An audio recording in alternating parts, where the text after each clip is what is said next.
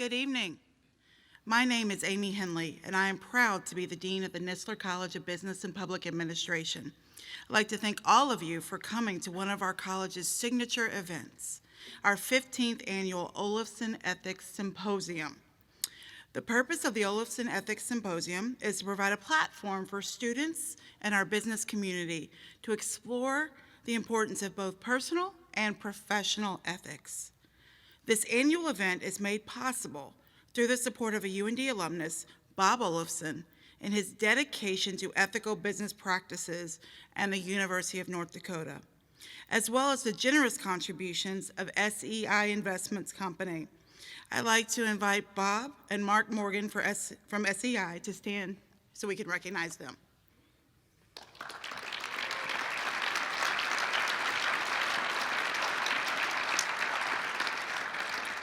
We are so grateful for your support of this event and dedication to this critical topic.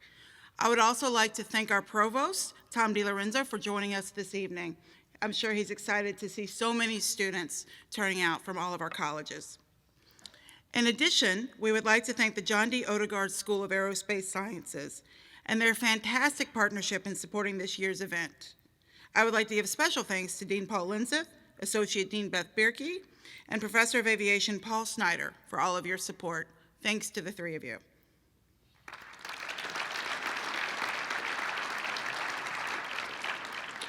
The partnership with the Nistler College of Business and Public Administration actually began back in 1968 when founding chairman John D. Odegaard formed UND's Department of Aviation with 2 donated planes and 12 students out of a small office in Gamble Hall.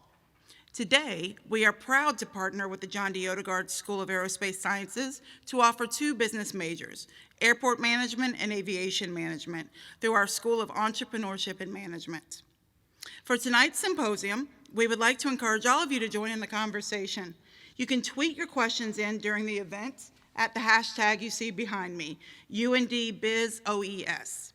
For those of you in attendance tonight, you can also utilize the various microphones we'll be passing around through the crowd to ask questions during the Q&A portion. We are so proud to have a distinguished speaker with us this evening. Lisa Ellman is widely recognized as one of the world's foremost authorities on drones and law. She offers a unique perspective and vast experiences to her clients, helping them push policy boundaries forward and get ahead in the fast-changing regulatory environment. A partner at Hogan Lovells' Washington, D.C. office, Lisa chairs the firm's Unmanned Aircraft Systems practice. This group is dedicated to helping businesses succeed in the dynamic drone marketplace. Lisa's focus is expanding the commercial drone industry, including as a co-founder and co-leader of the Commercial Drone Alliance. Throughout her career, Lisa has worked to bridge government policymaking and business innovation. Lisa has held a variety of positions at top levels of the executive branch and the White House and the U.S. Department of Justice. Lisa is a highly sought-after thought leader on drones, law, and policy.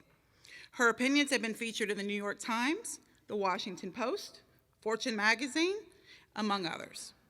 Lisa was also recently featured in Fortune's Most Powerful Women series for her efforts to develop policy to govern drone use in the United States. Please join me in welcoming Lisa Ellman to the stage.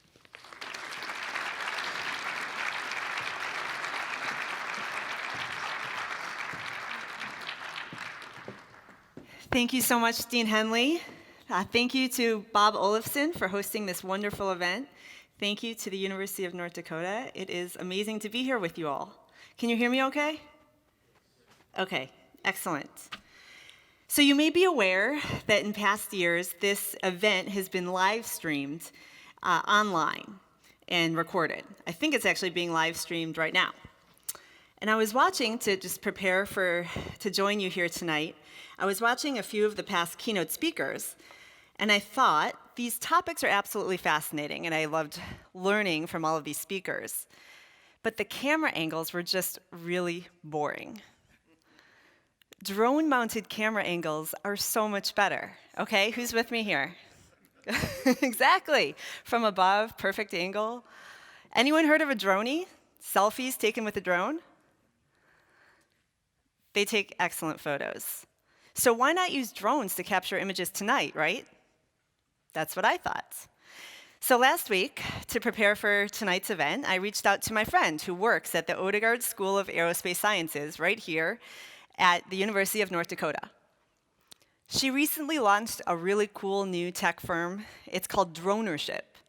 The company is doing all sorts of cutting-edge stuff. We started brainstorming ideas for tonight, and it turns out that Dronership can do more than just fly around and have these amazing camera angles. Dronership can actually deliver our entry tickets to us by drone. And the drone doesn't even need any identification because the facial recognition technology automatically knows who we are. Dronership takes dronies of the crowd, texts these wonderful photos directly to our smartphones, where they're posted on Instagram right away. They can also take videos that get automatically filtered and uploaded to TikTok. If I lose my friends, I can summon a friendly Dronership drone, and it will scan the crowd to help me find them. The drone even keeps all of our biometric data on file forever to make sure that we're all easy to find in the future. And campus security loves them, since Dronership drones can spot potentially illegal activity and share images and video with law enforcement. So who's in favor of this idea? Nobody? Come on. Does the idea of a drone flying over you as you attend the symposium tonight bother you in any way? I hear a few yeses. See some heads nodding. Do you wish does it matter to you who's flying the drone? If it's a private entity or law enforcement or organizers of the event? Do you wish that the symposium or organizers would have let you know ahead of time to expect drones to be used at this event? Do you care whether someone's monitoring my use of drones for law enforcement? Okay, definitely see some head nods there. Do you care whether Dronership's operating by any formal set of policies as it's flying around and collecting all of our data? Does it matter to you whether the video captured by the camera on the drone will remain there indefinitely, or whether it'll be deleted? Okay, definitely see some head nods there. Would you be worried about giving a drone access to your social media accounts, or your phone number, or other personal information? Okay. Now, what if a drone tries to follow you home? Do you think you ought to be able to swat it down or shoot it out of the sky? I'm looking at you, Jim. Yes. You get you get to keep it. Got it. Now, I'm sorry to disappoint. I know that there was a few people here, at least, that were excited about my Dronership drones. There are not actually drones in our auditorium tonight, at least not that I know of. And Dronership is not actually a real company. But these are the questions that are being asked in conversations that are taking place in communities around the country and really around the world right now. Now, the list of questions that I just asked you are similar to those that I was being asked just until a few short years ago in my role as a policymaker in the federal government. Over a period of several years, I held various jobs promoting innovation and promoting emerging technologies at the White House and at the United States Department of Justice. Most recently, I was tasked with creating policies that would govern the use of drones here in the United States. I still remember our first meeting at the White House on these topics. Sitting around a very large conference table, we were asked questions. How can we enable the amazing benefits of drones? And lots of folks across the federal government were very excited about this new technology. But how could we enable the amazing benefits of drones in a way that wins the public's trust? How can drones be responsibly integrated into the airspace to fly over people, over structures, undermanned aircraft, among other drones? I now grapple with these same issues in the private sector, heading up the Global Drones Practice Group at Hogan Lovells Law Firm in Washington, D.C. I also founded and lead the independent nonprofit organization, Commercial Drone Alliance, made up of key commercial drone industry leaders. My thoughts today here today are my own, but this talk was inspired by my clients and Commercial Drone Alliance members who are constantly trying to do the right thing, even when it's not easy. Now, a month or so ago, I got an email inviting me to join you today to talk about ethics in drones. I have to be honest, when I first received the email, I wasn't entirely sure what this was about. Now, ethics means a lot of different things to different people, but the definition of ethics is moral principles that govern a person's behavior or the conducting of an activity. I had never thought of myself as an ethics attorney. Note, I am an ethical attorney, just not an ethics attorney. But in thinking about this definition, I realized that I actually work with my clients on this topic every day in some form. Because as my clients are working with the government to write rules in real time, these moral principles that govern the conducting of drone operations are being debated and sometimes even decided. So we're going to address a number of questions related to ethics in the drone industry tonight.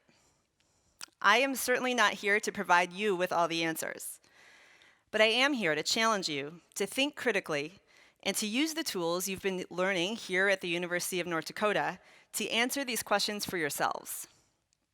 Here are some questions that I want you to think about this evening. How should we balance the right of drone operators to build a business with the right of individuals to protect their privacy? How do we harness for society's benefit the open skies above us in a way that respects the potential rights of property owners in their airspace? How do we measure and balance the risk that society is willing to take in order to open the skies to life-saving drone uses? Being on the cutting edge of a new technology, industry leaders are working with policymakers now to try to figure all of this out. Because we are at a critical time for innovation and technology. The drone has arrived on our doorstep just as our broader world is being transformed by revolutions in communications and information processing. 20 years ago, we had no idea that in a few short years, we would come to use our cell phones for everything beyond using cell phones to call each other. We now do our banking and our shopping and get a personal car with our cell phones. In the same way, our collective capabilities of the next few decades will be limited only by our imagination. Drones are front and center in our transition to the next generation. They are robots in the sky. They are flying smartphones. They can see, listen, and remember the world around them. Drones can do a lot of cool and amazing things, and we're going to talk about some of those things. But just like all technologies, drones can be used for good and they can be used for bad. So, like with any new technology, we need to have some basic rules of the road as we move drone integration forward. What those rules should look like is at the heart of the ethics in drones topic. I'm going to talk about the incredible benefits that drones provide, including here in North Dakota. I'm then going to talk about some of the concerns that Americans have had around innovation generally, which lays the groundwork for our discussion around drone use in particular. From there, I'll talk about some of these ethical dilemmas, many of which relate to privacy, but also property rights and safety and security. And I'll give a snapshot of how I see these debates and policies developing. My own vision for this process I call Polivation, policymakers and innovators working together in a way to enable the benefits of drones in a way that wins the public's trust. Now, while my focus will be on ethics in the context of drone use and drone operation, I will also touch on the ethics of leading a drone business, which I hope many of you here in this room are looking to do. Finally, I'll share some thoughts on how I see many of these dilemmas evolving, not only through policy and law, but through community engagement and enabling technologies that can help mitigate the concerns that we'll talk about. So first, a bit of background on drones. Who here, by the way, owns a drone? Okay, lots of you. That's fantastic. Who's excited about drones? We're in North Dakota, most of you, right? Okay, excellent. Anyone nervous about drones? Okay, I saw a lot of head nods when I was asking you the questions about the drone-to-ship drone, so I think for good reason, there are some skeptics. It's good to talk about all of these different issues. So when I first started working in the White House many years ago, drones were but a blip on the radar. Today, they're everywhere, most especially here in North Dakota. In policy speak, drones are unmanned aircraft systems, or unmanned aerial vehicles. They're remotely piloted. They can refer to anything from toys that kids play with at the park to tools of industry and to tools of law enforcement and public agencies. They can also refer to tools of war, and this has resulted in kind of a lot of the public perception issues that commercial drones have. Now, my work has focused mostly on commercial drones. Drones have taken off as a platform because they're cheaper and safer to operate than manned aircraft. While they're really just another platform for a camera or other sensor or other technology, they're smaller and quieter and safer and more mobile. So before diving in, let's level set. I'll just provide a quick intro to the drones policy framework, which is quickly evolving. How drones are regulated depends not on the risk profile, but on the operator intent. Drone users generally fall into three broad categories: hobbyists, public entities, and commercial operators. So let's just talk about hobbyists. Hobbyists fly drones for fun. The folks that raise their hand that you have a drone, are you guys hobbyists, or anyone fly recreationally here? Okay, lots of folks, excellent. Now, there are not just hobby drones, there are really drones for every type of hobby. They've become incredibly mainstream, and I'm sure there'll be a whole lot of them sold over the holidays this year, as they are most years. Whether a flight is recreational or commercial depends on whether I'm flying for fun or for profit. Am I making money off the flight, or is it just purely for enjoyment? Drones flown for fun are sometimes referred to as model aircraft, and they're generally permitted so long as flown safely in accordance with a community-based set of guidelines.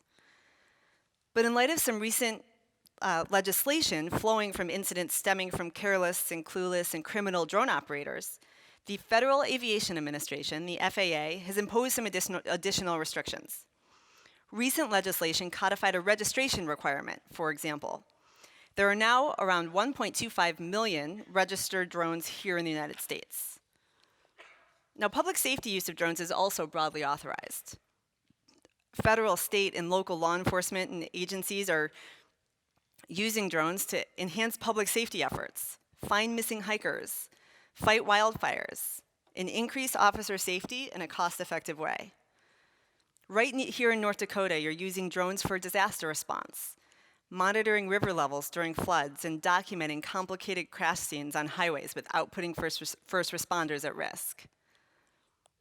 And finally, the commercial use of drones is growing quickly here in the US.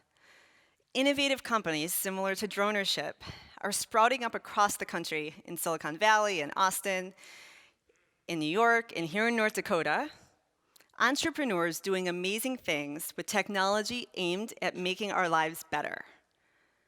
Widespread use of drones, commercial use of drones, was only just broadly authorized a few years ago, and it's growing exponentially here in the United States.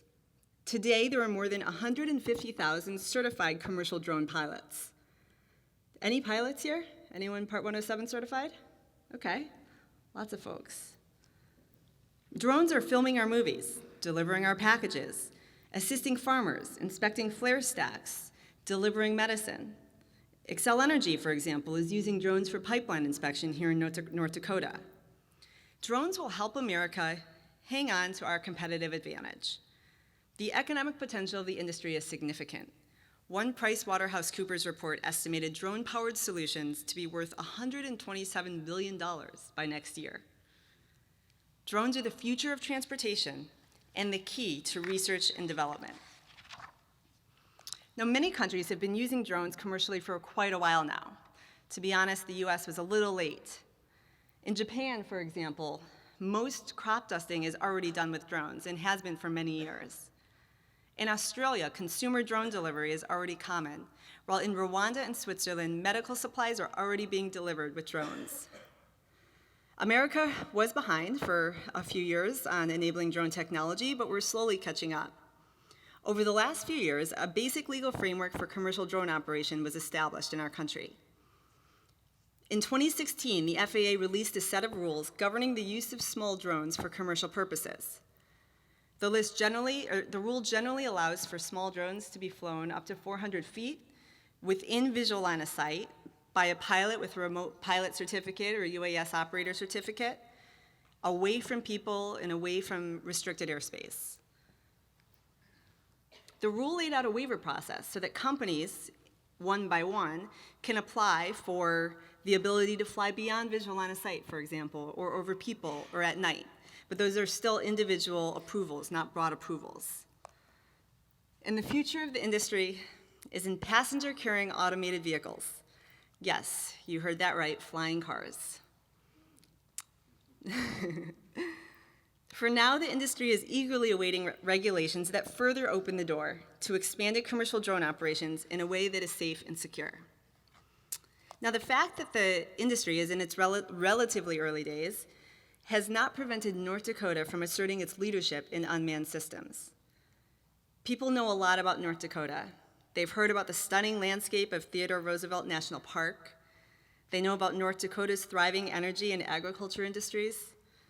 And of course, they know and love Joe Blacks. Joe Blacks fans in the house? Okay. But what many people outside the state don't know is that North Dakota is a leader in designing, developing, and testing commercial drones. Since 2013, the FAA has partnered with a few locales around the country to support drone integration by providing an avenue for advanced drone research and operational concept validation. One of those test sites is right here, near Grand Forks. The Northern Plains UAS test site is conducting cutting-edge research to take on many of today's biggest challenges in the commercial drone space. In 2017, the administration established a partnership between the FAA and 9 local communities, including North Dakota, with the goal of moving UAS policy boundaries forward. You're truly making a difference, helping to unlock the potential of this great industry here in North Dakota. Now that we understand the technology and the basic legal framework for drone use, let's take a step back and talk about the ethics of innovation generally. Today, we trumpet innovation as clearly a great thing, but this hasn't actually always been the case. At one time, innovation was feared to prioritize money over morals, to emphasize asking, can we, instead of should we? In other words, just because we can, does that mean that we should? Over time, with advances in fields like medicine and transportation that changed our daily lives, we began to champion innovation. Innovation has been critical and is critical to economic growth. If we don't make new products and figure out new ways of doing things, we won't grow. But on the other hand, new technology is often feared. Sometimes this is because the new technology disrupts the status quo. Think of Uber taking on taxi drivers, or Netflix taking out Blockbuster Video. But other times this is because the new technology is just so different that it scares us. When the elevator was first invented, the idea of trusting a box to take us up and down between floors of a building frightened us. They were referred to in the press as cages on wires at the time. And when computers and then the internet were developed, we just didn't want to trust those crazy contraptions to handle our personal information. So, while innovation has been proven to be necessary for society to grow and prosper, there are often concerns. These fears result in a debate around the moral principles that ought to govern us, ethical dilemmas. And this is indeed played out in the drone space. I would divide the issues into several categories: privacy, airspace ownership, safety, security, and business ethics. We'll talk about each of these in turn. So let's start with privacy. Because for all of the excitement in our country and here in North Dakota and around the world surrounding the significant potential for commercial drones, the American public has been vocal with its privacy fears. This has been reflected in popular culture. Anyone here watch Modern Family? Just a few of you? Come on. It's a really funny show. So there was an episode a few years ago where a drone came flying over the family's backyard, and the family was laying out by the swimming pool. And the father, when he saw the drone hovering over the family laying out by the swimming pool tried to swat the drone out of the sky, tried to get rid of it. And the father's swimming trunks fell down as he was doing that. And the drone, of course, took video of that and sped away.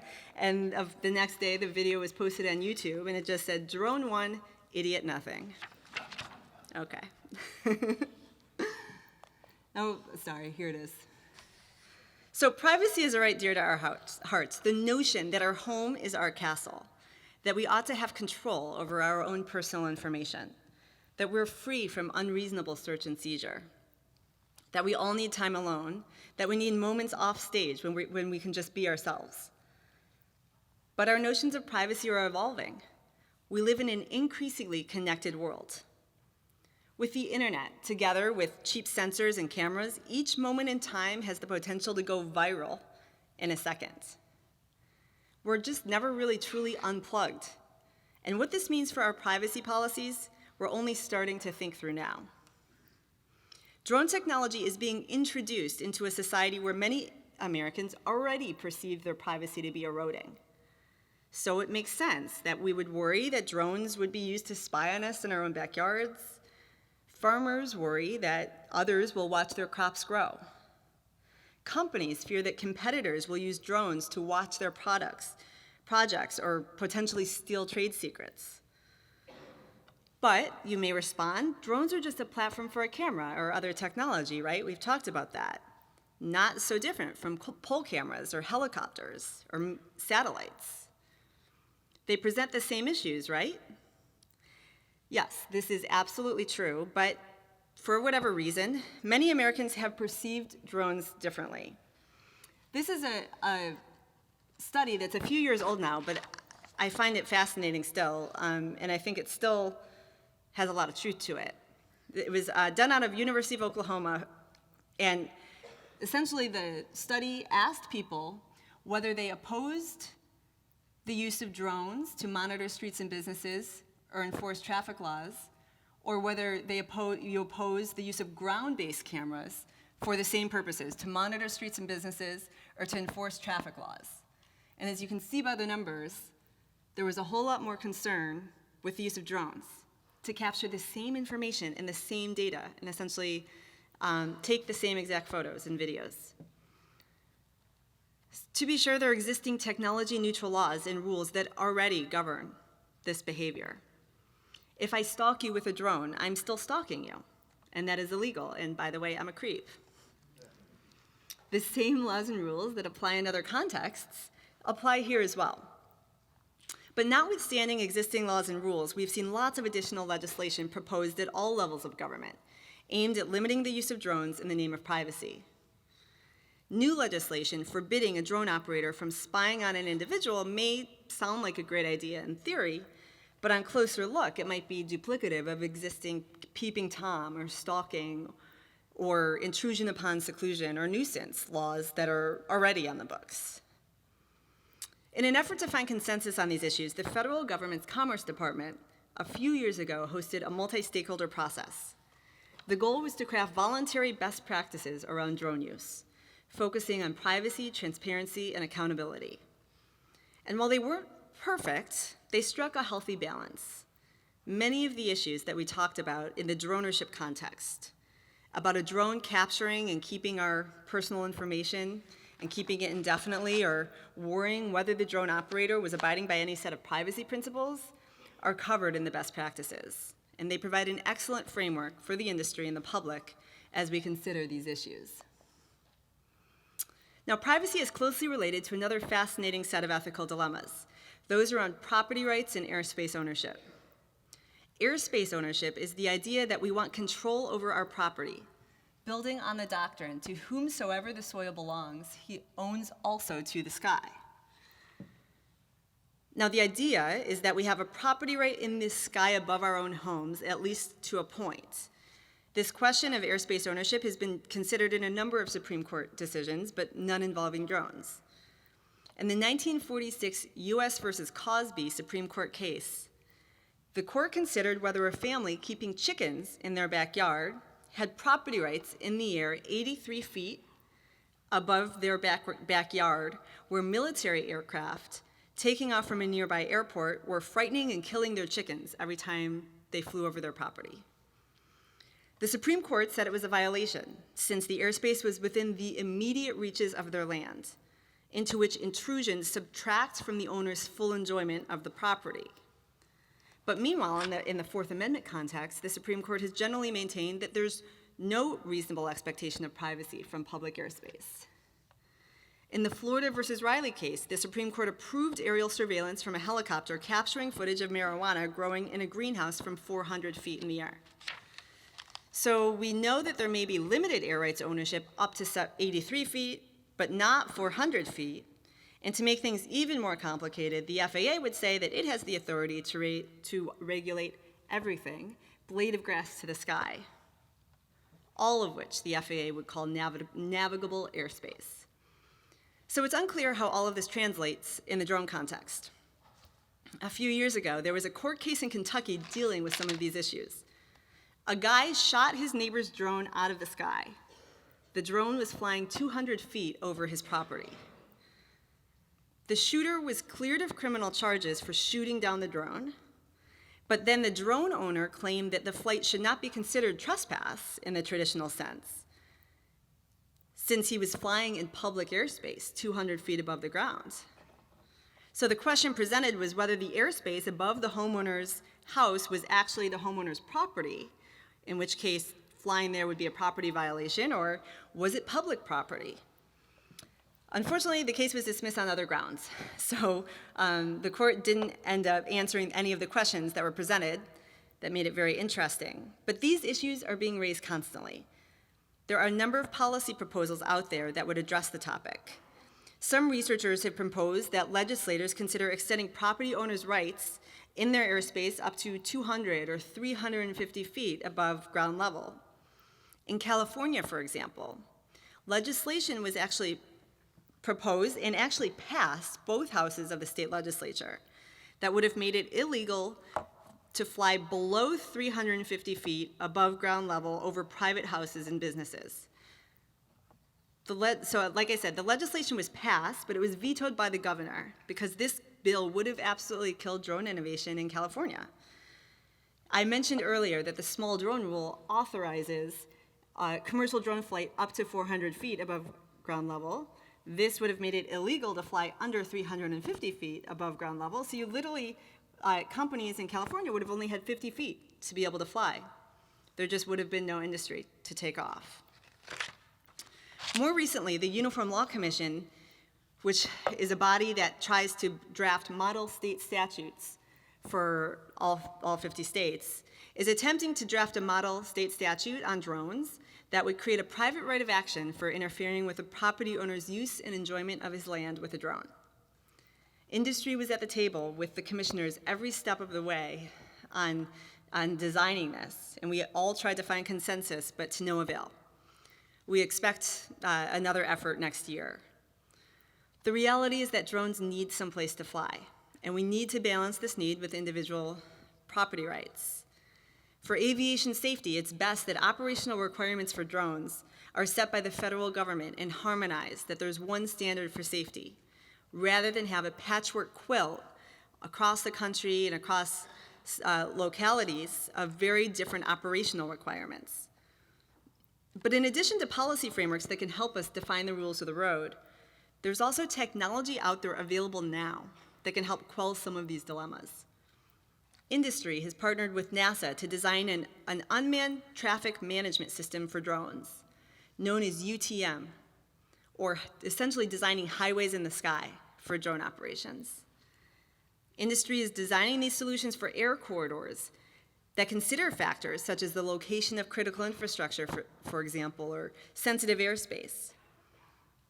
Geofencing technology is another technology. Geofencing technology can keep drones from flying in sensitive airspace.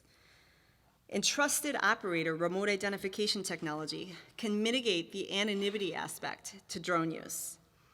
Perhaps property owners will be more understanding if the operator is known, if the anonymity factor isn't there, and they understand at least that this is a trusted operator delivering medication, for example, to their neighbor. Now, so far we've talked about privacy and property rights issues, which are of course top of mind for the American people. Safety is at the forefront of the federal government's mind these days. Now this is actually a graphic from NASA, kind of the future of mobility. What are we actually trying to do here? And of course, this is all, in addition to all the other issues, safety is top of mind here. And the American people assume that aviation is safe. And thanks to the excellent work of the FAA and to industry, it generally is. We take it for granted. Aviation is very safe. But what level of safety for any particular drone operation ought to be required? On the one hand, if society opted to take zero risks, then life as we know it would grind to a halt. Every time we get in our car, we're accepting some level of risk, that there will be an incident on the roads. So zero risk, quite clearly, is not the answer. But on the other hand, any level of risk we take as a society ought to be carefully considered. What that level is and how it ought to be calculated are dilemmas. Now, I described earlier the safety rules that the FAA has adopted to govern low-risk drone flights. Right now, it's pretty easy. The FAA is regulating drones as if they will fall out of the sky at any time or fly away at any time, as long as you don't hit another vehicle in the air or hit a person on the ground. They really don't care. So for that reason, the rules don't currently allow for flights beyond visual line of sight, or flights over people, or over moving vehicles on roads. But really, in order for us to be able to take advantage of the many benefits of drones, we need to be able to fly beyond visual line of sight. We need to be able to fly in urban and suburban communities where people are. For precision agriculture applications, or pipeline inspection, or railroad inspection, it doesn't make a whole lot of sense, and you certainly don't get the efficiency benefits of using drones if you have to actually follow the drone every mile, right? To respond in a disaster, a nonprofit organization needs to be able to fly near people. And power lines and other utility infrastructure that require inspection extend into our cities and suburban neighborhoods. Now, the FAA often asks as it is reviewing individual waiver applications to authorize these types of activities, what does the public want? Assuming there are clear safety protocols in place, does it bother you if you're driving down the street and a drone is flying 100 feet over your moving vehicle? You probably can't even see it. But this is just one example of a critical question that policymakers are considering now as they determine whether to ban commercial drone flights over moving vehicles. They've issued a proposed rule that would actually ban commercial drone flights over moving vehicles. In my opinion, this kind of ban overlooks the broader risk equation, which is key to adequately inform the ethical trade-offs.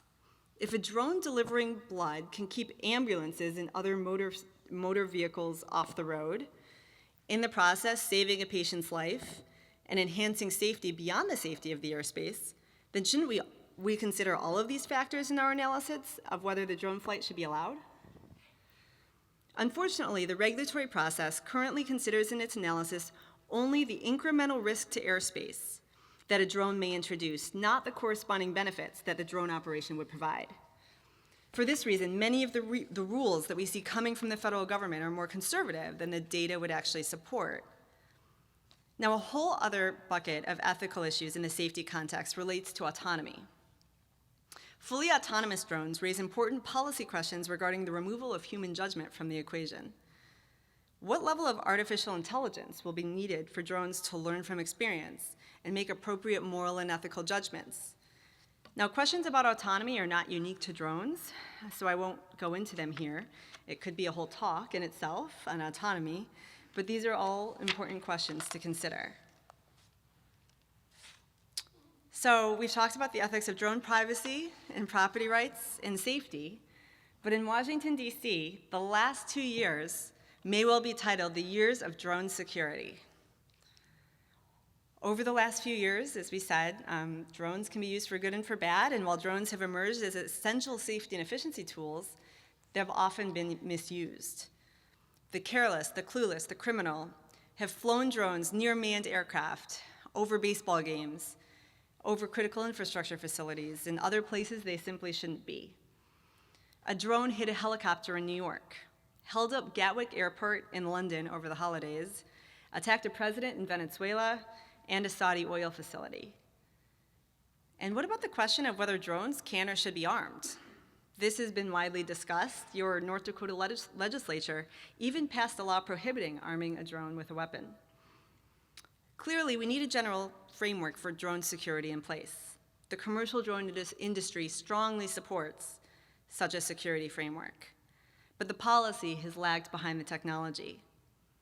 Now, as I mentioned previously, there is remote identification technology available now that can differentiate between friend and foe, a virtual drone license plate requirement.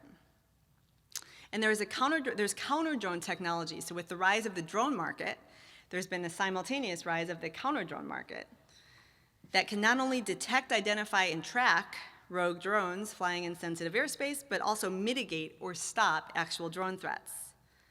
This technology can jam or hack or capture rogue drones that present a threat. In the Netherlands, they were actually training eagles to catch drones. Now, enabling these technologies seems like a good idea, right? Hopefully, we're hoping for progress on a remote identification rule. Progress is expected by the end of the year, so that will be a critical step forward. But counter-drone mitigation technology is actually illegal, even for law enforcement, except for certain federal agencies. This is a legislative issue and one that Congress needs to act on. So to move the commercial drone industry forward, a strong drone security framework is critical, and this is something we can all agree on.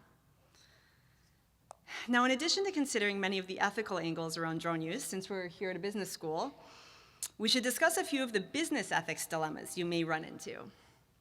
Now, many of you are entrepreneurs, and hopefully you're considering getting into the drone industry. One key ethical question faced by many companies in our drone industry: should I actually abide by the laws and rules that restrict us? One of my favorite clients came to me a few years ago. They were upset. All of their competitors were outwardly flouting the rules.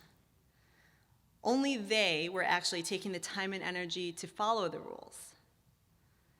Their investors came to them and said, "What are you doing? Why are you doing this when nobody else is following the rules? None of your competitors are following the rules." And this is really a common question that I hear a lot. We've talked about the very conservative approach that the government's taking to drone integration. Given the amazing benefits of drones, can't we just do what we want and deal with it later if we get caught? Now, it is true, like we've talked about, that many strict laws and rules govern the drone industry. Moreover, many of the existing rules don't actually make a whole lot of sense as applied to drones, and I'll just give you one example. If I am flying a 100-pound drone for precision agriculture, there is actually a federal aviation regulation that says, absent any exemption from the federal government, that the drone needs to carry a manual on board the aircraft. Yes, a physical stack of safety papers that needs to be carried on board an unmanned drone. And in order to get rid of this requirement, you have to go through a very extensive and quite long exemption process with the FAA to remove this requirement from your business. Clearly, this is absurd, right? Why should we pay lawyers to follow these outdated regulations? Why cooperate with the government when they may not actually have a policy framework in place yet that enables my technology? Why follow airspace restrictions when I know that we're flying safely? This is an ethical dilemma. And sure, carefully following the rules can be complicated and expensive, but it also ensures safety and security. The worst thing for the industry would be a disaster by one negligent actor, which could have been avoided, and which causes governments and the public to lose trust in the safety culture that the commercial drone industry has worked so hard to cultivate. My client I mentioned earlier did follow the rules because it was the right thing to do, and a few years later, they formed a strong partnership with the FAA, which will benefit them greatly in the long run. They understood early on that their FAA relationships will be long-term, and that relationship building early on was more important than cheating to get some early wins. Now, some companies are paying for that approach now. Recently, the FAA proposed a $2 million fine for a company that conducted a bunch of illegal drone flights in congested airspace over Chicago and New York City, near all kinds of airports. The FAA sought to make an example out of that company, and it worked. Successful companies, many of whom I work with, managed to innovate, to do amazing, successful, fascinating things, all while still following the rules of the road. Now, I don't have answers to all of the ethics questions we've raised today, but I can assure you that the commercial drone industry is actively working to solve these problems. Industry understands that it is critical to participate in and even help lead public conversations around all of these issues. Because at the end of the day, the industry can design the most incredible technology with the most amazing use cases. But if the public doesn't want it, then there's no drone industry. So companies are engaged on industry government working groups. We're meeting with communities and creating technological solutions to many of the problems we've talked about. North Dakota is leading the way on many of these. And we've talked about how North Dakota is clearly on the cutting edge, but that innovation has not occurred in a vacuum. You all have set an example for the rest of the industry. So just talking about some of the working groups that are happening, opportunities like these are key to moving these high-stakes policy conversations forward in a public way. They enable policymaking that promotes innovation in action. North Dakota actually established the nation's first ever working group on UAS issues around privacy. In 2012, the University of North Dakota formed the UAS Research Compliance Committee, consisting of not just UAS experts, but also philosophy, ethics, and history faculty, in order to consider the privacy aspects of the university's drone research. Your local test site also formed a Northern Plains UAS Advisory Committee called One Voice. The committee has wisely steered the state as it is invested in flights and programming and research and infrastructure here in the state. On a national level, the Drone Advisory Committee was formed by the FAA to bring diverse stakeholders together: the drone industry, the manned aviation community, state and local governments, and others, to talk about many of the pressing policy issues facing the industry. The Uas Safety Team, known as the UAST, is another working group bringing together industry and government leaders to solve many of the safety dilemmas facing the industry. These are all very important efforts. But community engagement is also critical. Again, here in North Dakota, you opened a dialogue early on, not just with government officials, not just with university leadership, but also with the folks that live in your communities to educate people about the use of drones. That education campaign really paid off. Just this past spring, there was flooding in the Grand Forks area.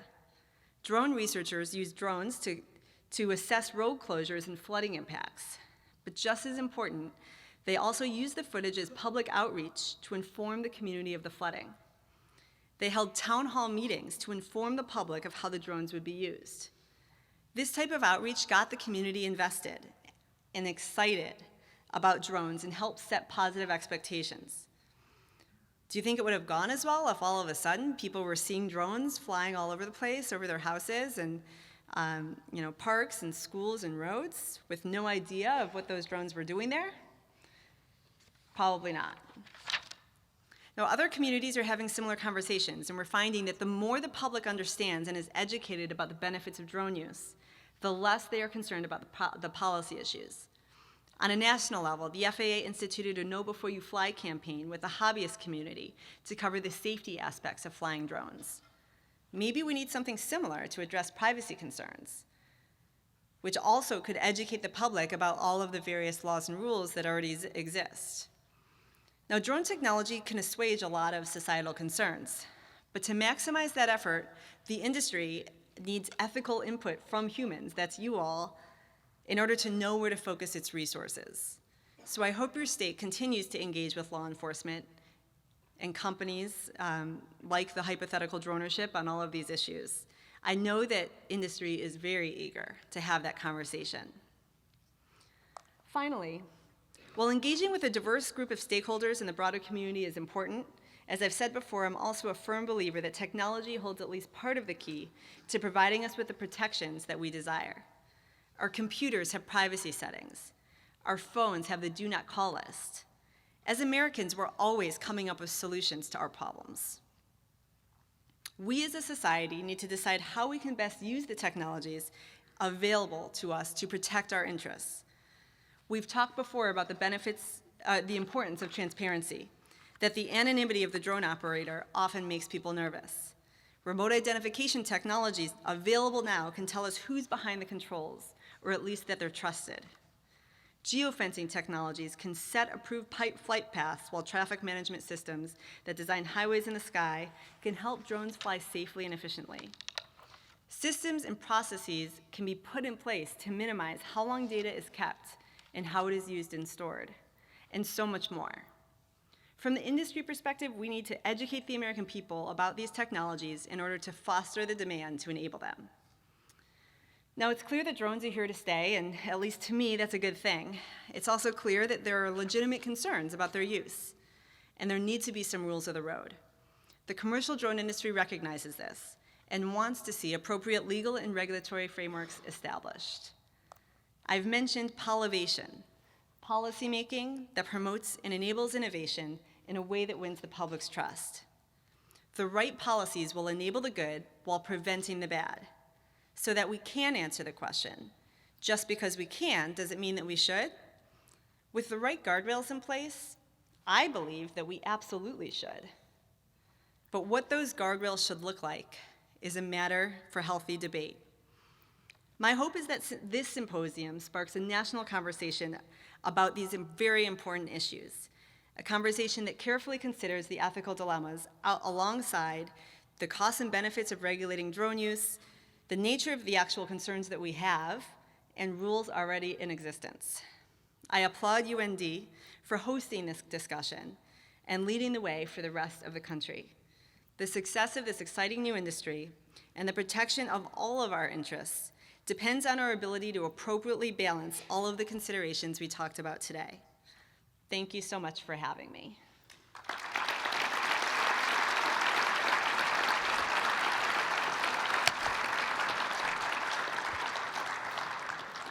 Okay. Questions?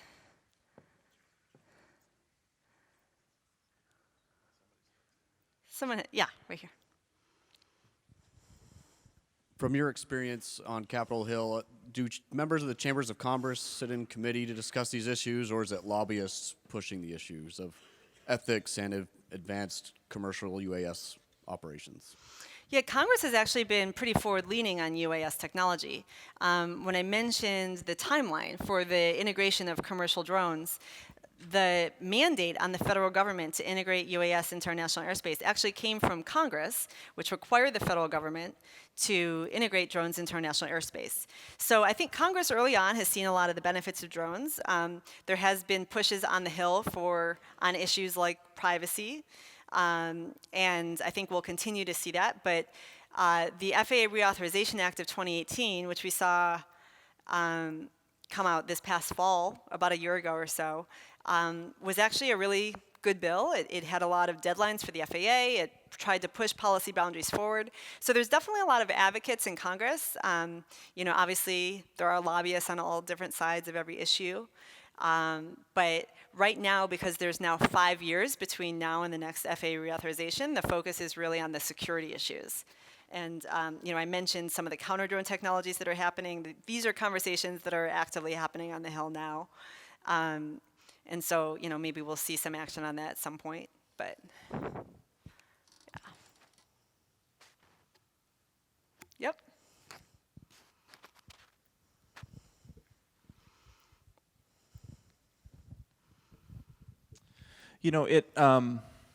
In sort of thinking about some of the issues as far as this public safety and the security are concerned, it appears to me that kind of the crux of the matter, at least as far as the existing aviation safety community, the FAA, and I think a portion of the general public is concerned, is what assurances do we have that these things are safe, right? And I guess for for manned aircraft, we already sort of figured that out, right? We have certified aircraft, and the FAA documents how they're built and how they're maintained.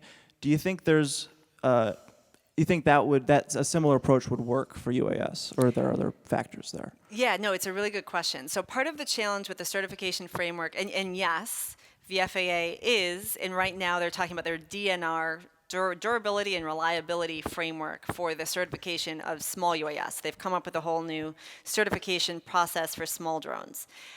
One of the challenges with the certification process in the UAS context, it can take several years to get something, a type certificate from the FAA for a manned aircraft, which is okay because the technology is kind of in existence now, and you have to, if you get something certified, you can't actually then change it in any meaningful way.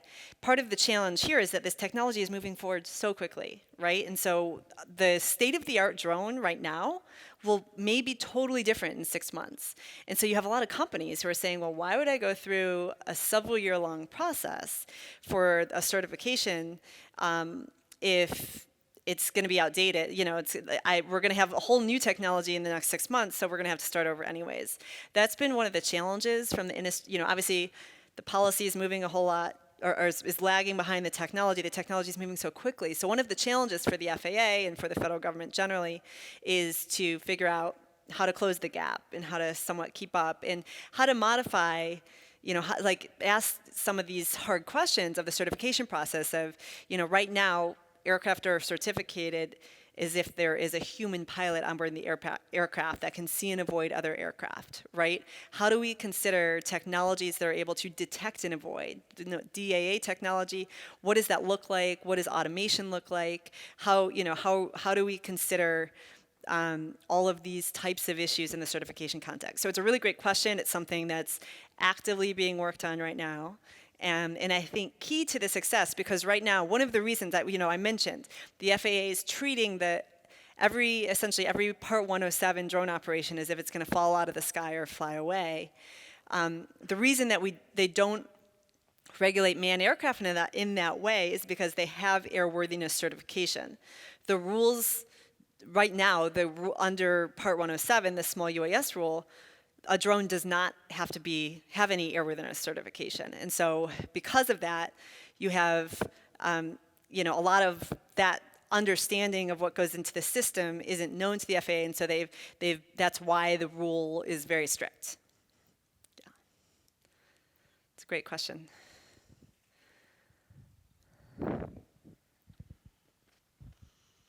Right now, I know there's like a weight cutoff where you can have a very light drone and not have to register with the FAA, but with changing technology, the drones are getting lighter and smaller. How do you think that improving technology will force the FAA to change that regulation, and how will that impact people that have light drones right now? So right now, if you have a drone that weighs less than 250 grams, which is essentially like 2 sticks of butter, you don't have to register it. Now, if you are flying commercially, you still have to fly under Part 107, which means you still have to actually, if you're flying commercially, the 250-gram cutoff doesn't actually matter. You still have to follow those rules.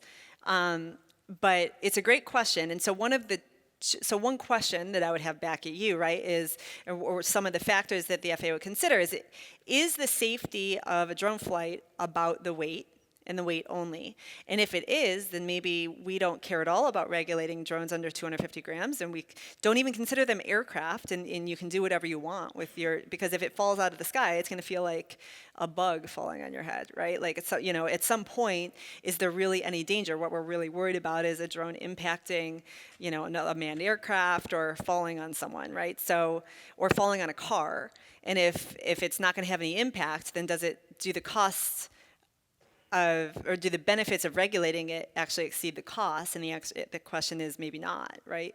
But you're right that as the technology keeps getting better and better on the hardware side and keeps getting lighter and lighter, you know, you still have some of the other privacy issues. You still have some of the other, and maybe even more so if you can't see it, if it's just like a tiny little thing that's buzzing around.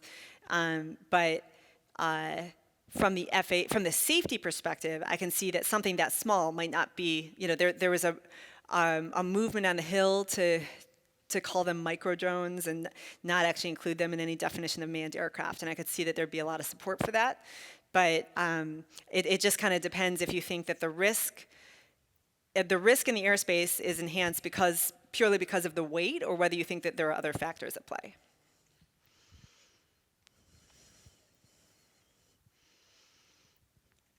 Yep.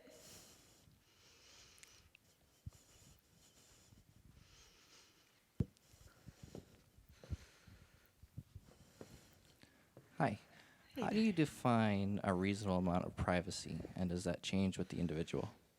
A reasonable expectation of privacy is expected to kind of be a general standard for all of society. But yes, it can change by what is reasonable, right? So as new technologies are introduced and become more widespread, and it becomes natural to start thinking that, there may be a lot of people out there with cell phones taking pictures. Maybe there's no, it's pretty clear that from an aerial surveillance perspective, there's no real reasonable expectation of privacy in a public space. That said, like in the Fourth Amendment context, for example, where courts have drawn the line is there persistent surveillance? So is there, I'm just making this up, that it would be a drone, it could be a manned airplane that is taking video 24 hours a day, 7 days a week, and is able to follow you and where you are, or follow an individual's every move in a way that is intrusive, even if you are out in public. But that said, reasonable expectation of privacy, I think, peering at someone in their bedroom, like through their bedroom window, that seems like something that you would think you have your privacy. But anytime you're out in public, that gets a little bit more difficult to prove.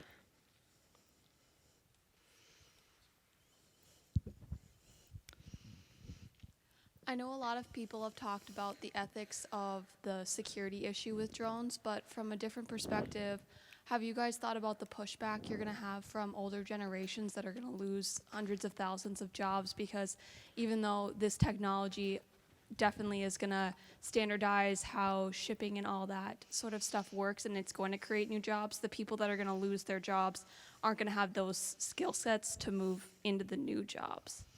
Yeah, it's a great question. I mean, the workplace issues are obviously very important, and that's why it's important to have programs that educate even, in older generations about this new technology. I mean, at the same time, this new industry is creating a ton of new jobs, and I hope that all of you are going to go into the drone industry.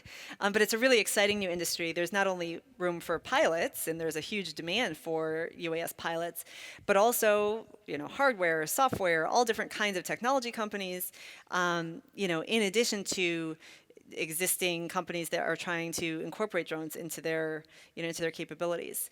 But that's where education comes in, and second career training is obviously really important, and help folks keep up, because we need folks to be trained in the drone industry for the industry to really truly take off. I mean, I mentioned the PricewaterhouseCoopers estimate of $127 billion for drone-powered solutions by next year. That's a lot, but that's only one of many estimates, and we've seen all kinds of estimates, but all of them are large, and so I think the economic impact is going to be incredibly positive, but of course we want to make sure that it's equitable.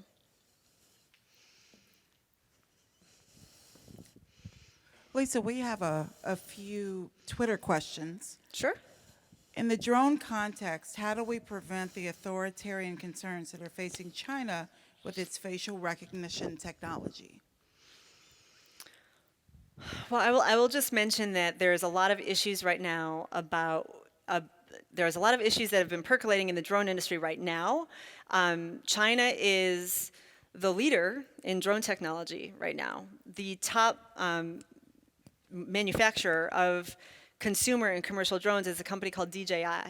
I don't know if folks have a DJI. They're actually really, really good drones. They're very high quality, they're pretty low cost, and they've essentially dominated the drones market. And so there's a lot of attention being paid. You asked about what's going on the Hill. There's a lot of attention being paid right now to this question of American competitiveness and whether there are national security issues with the domination of the drone industry by a Chinese company and its supply chain issues. And so the Department of Defense has recently announced a new program where they're directly investing in US drone technology companies, and they're also pairing private sector capital sources with small businesses and American companies that need funding, and with the hope of building up the US industrial base here at home in terms of the vehicles themselves. There's a lot of, we have a lot of technology companies that have been really successful, but just in more in terms of the hardware, although it's focused kind of on the whole marketplace. So that's something that the federal government is paying very close attention to right now, and something that I think we're all watching closely, just to see how it all evolves. The Commercial Drone Alliance, we haven't said any view on that one way or another. I think folks are considering it and thinking about it, but it's definitely an issue that's being discussed. Currently, if a commercial plane fails, victims' families are usually compensated in some way. If a drone fails, should those damaged be also compensated? I think that so the commercial drone industry, I mean, generally companies have insurance. There are liability frameworks that are in place. I think that, again, it's just another platform. So if there's a liability issue around a drone operator, of course, there's going to be the same inquiry, similar liability, and any responsible drone company generally has insurance for stuff like that. And obviously, what was that? I'm sorry. Oh, okay. but yeah, so I raised very, very briefly the autonomy question, and this is something where there is a lot of question about how liability is going to work in the era of autonomous aircraft, or in the era of autonomous self-driving cars and all these different technologies present all new novel liability issues. And so this is another set of policy issues that's going to have to be examined and discussed, right? Who's at fault if something goes wrong when it's the computer's fault?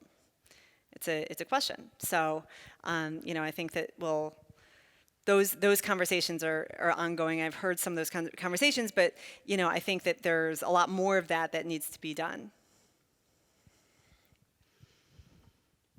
Hi.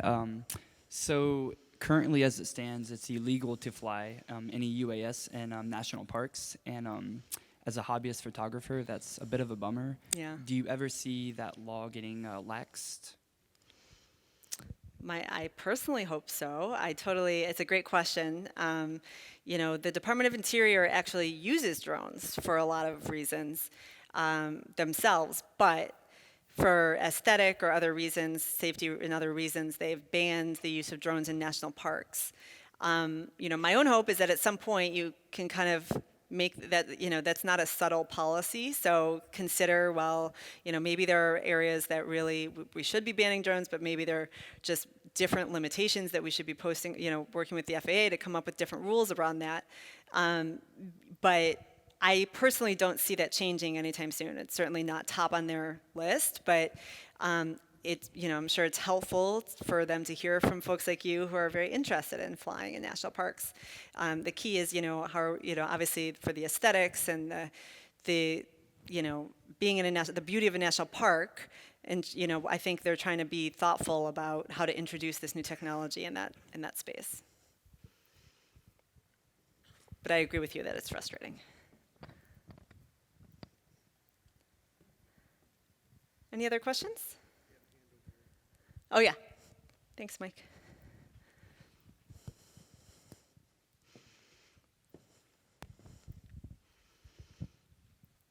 As you talked about before, the UAS right now is not regulated as commercial aviation is. If your plane goes down, you have to go to a certified repair and get it fixed. If UAS, being that parts are so readily available at the moment for building your own drone, granted you can go out and 3D print the frame and then go online and buy $20 worth of parts and you have a working drone. Add a $50 camera and you have your own security surveillance device. Do you see the parts for UAS going to a regulated area if UAS is then regulated the same way that commercial aviation is? Yeah, I mean, I think one of the differences, obviously, if there's a plane crash, that likely, means that there may have been injuries on board or deaths, right? So with the UAS, there's just a level at which point the FAA just doesn't care. They don't really want to care. They don't care about regulating anything around parts. They don't really care about actually even knowing about it, unless it hits a certain threshold. Where it would need to be reported. And obviously, as the vehicles get bigger, like right now, like I said, anything heavier than 55 pounds, you actually have to follow the manned aviation regulations, unless you've worked out some other, deal with the FAA around those rules in particular. So, I think we'll see. I think it'll have to evolve, but. Sometimes I was at the FAA recently for a meeting and with one of the offices who regulates UAS, and they made a comment of, well, we can't, and they generally focus on manned aircraft, and they generally made a comment of, well, we have to be really conservative because of all the widows and wives. And as I said, I'm like, I think, this is an unmanned aircraft systems meeting, right? Like, there aren't people on board these. Now, as we look to urban air mobility and these automated flying cars, automated air taxis, of course, there's going to be a whole lot more scrutiny there. But if there's no injuries, and I think that there's just kind of a line that's drawn where I don't know how, the costs and benefits of the benefits of that regulation would have to justify the costs, essentially. And on that same lines, what about 3D printing as to like creating weapons on your unmanned aircraft? Yeah. Again, the same thing, go out and buy $20 worth of parts, 3D print a holder, and you've got a gun mounted to a drone that you can remotely control. Yeah, and I've heard that there are a few instances now of the Department of Justice actually investigating issues around the use of explosives or weapons on a drone. I don't know if any of you saw the YouTube video of the student in Connecticut who was using, I think there was like a gun mounted to a drone. One of the questions I was asked when I worked in the federal government was, do we need a law, kind of like that which you have here in North Dakota? Do we need a law that makes it illegal to arm a drone? So I did a deep dive on this question. It's a fascinating question. Well, one of the things we were thinking about was, well, if I commit a crime with a drone, I'm still committing that crime. If I shoot someone with a drone, with a gun that's mounted to a drone, and I still shot someone, it's murder, right? So it's like, what are we worried about that's not already captured under existing laws and rules? And is there additional behavior do we want to just ban the use of, ban the arming of a drone because we think it's a bad idea generally? And if so, and like the state of North Dakota did, and that's fine. That is a total, that's a reasonable, it's a reasonable position. But I think for a lot of people, I think it's just important to think through what the ideas behind additional policies are and whether it's something that's necessary. In an active shooter situation, do we actually want law enforcement to maybe be able to have something on a drone that stops a shooter from, a mass casualty event? So there could be, I'm just speculating, like there could be actually like good public use cases. I'm not saying that there are, but I can, imagine from a law enforcement perspective, perhaps there are those arguments. But, certainly from the commercial drone industry, I have not heard from companies who are looking to arm drones. And that's certainly not what they're looking to do. And so, right. Yeah, it's illegal. First of all, it is illegal to recklessly endanger the public with a drone. If you have an armed drone, or if you have an explosive on a drone, or if you have a bomb on a drone, you're recklessly endangering the public. So you're already violating a lot of the laws and rules that exist. And then they've added some additional legislation, so. Right. Right, I mean, look, it's aviation, so, but I know that I read a bit about what North Dakota did. I know that there is a law here that bans it. That's, obviously they felt it was necessary to do. Any other questions? Thank you, Lisa. Great. Thank you all so much. Thanks for having me.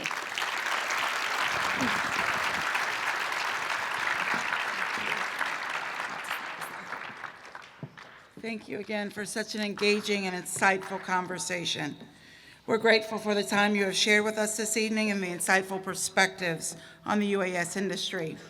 I invite each of you to join us in the lobby, second floor lobby, for a dessert reception and to continue these conversations. Thank you each for joining us for this year's signature event.